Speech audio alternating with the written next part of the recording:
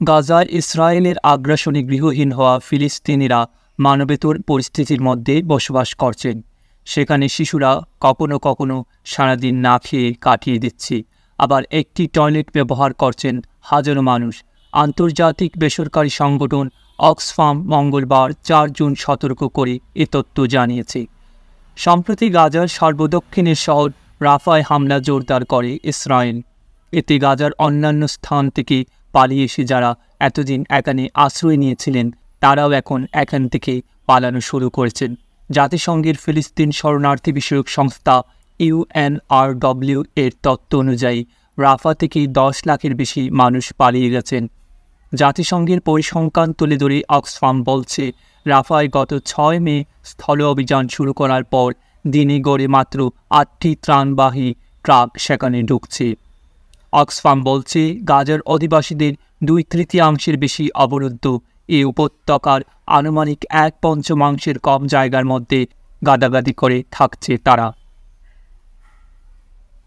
সংগঠনটি আরও বলেছে, ইসরায়েলের পক্ষ থেকে পলায়নপর লোকজনকে পূর্ণ সহযোগিতার নিশ্চয়তা দেওয়া সত্ত্বেও গাজার বেশিরভাগ স্থানই মানবিক সহায়তা থেকে বঞ্চিত রয়েছে। দুর্ভিক্ষ দুয়ারে কড়া নাড়ছে।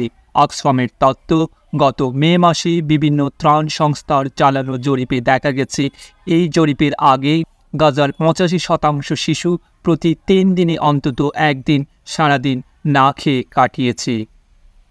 জাতিসংঘের পরিসংখ্যান তুলে ধরে অক্সফাম বলছে, রাফায় গত 6 মে স্থল অভিযান শুরু করার পর দিনে গড়ে মাত্র 8টি ত্রাণবাহী ট্রাক সেখানে ঢুকেছে। এখানে বিশুদ্ধ পানির কোনো ব্যবস্থা নেই। মানুষকে সাগরের পানির ওপর নির্ভর করে বেঁচে থাকতে হচ্ছে।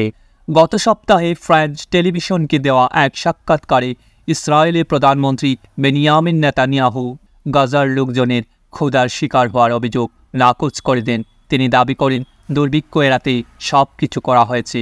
এদিকে দক্ষিণ গাজার উপকূলীয় আল মাওয়াসির মতো কিছু এলাকা মানবিক অঞ্চল হিসেবে চিহ্নিত করেছে ইসরায়েলি বাহিনী, অথচ সেখানে পানি সরবরাহ বা স্যানিটেশন সেবা নেই বললেই চলে। অক্সফাম বলছে, আল মাওয়াসিতে মানুষ মানবেতর জীবনযাপন করছেন।